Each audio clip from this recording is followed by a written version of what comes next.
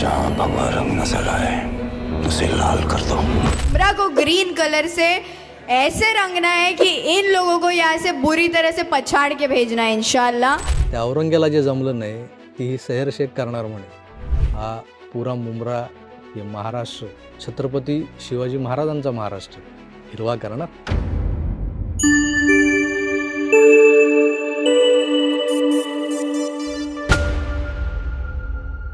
कैसा हराया, कैसा हराया, कैसा हराया।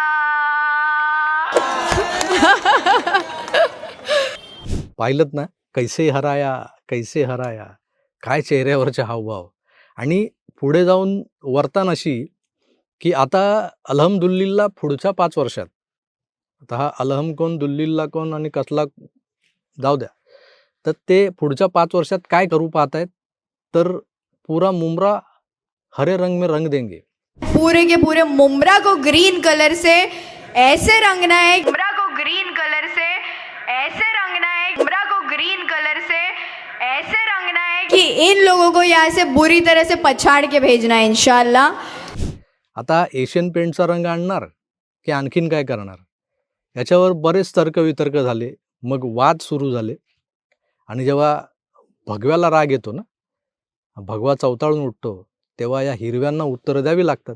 आता या सेहर शेख नावाच्या ह्या पोरीला जेव्हा उत्तर द्यावं लागतंय आता, तेव्हा ती म्हणते की नाही, आम्ही तर पूर्ण मुंब्रा शहरामध्ये एवढी झाडं लावणार आहोत आणि एवढी झाडं लावल्यानंतर मग सगळं हे शहर आमचं हिरवंगार होणार आहे। त्या अर्थानं मी म्हणाले होते की आता आम्ही पुढच्या 5 वर्षात मुंब्रा पुरा हरा कर देंगे। आता या हिरव्यांच्या मनात नेमकं हरा रंग कुठल्या अर्थाने दडलेला लपलेला असतो ते आता आम्हाला सांगतात हे लोक। मित्रो, ज्या आलमगीर ज्याला म्हणतो आपण, त्या औरंग्याला हा महाराष्ट्र जो आहे छत्रपतींचा महाराष्ट्र, तो हिरव्या करण्याच्या मनसुब्यानं दिल्ली सोडून इथवर यावं लागलं।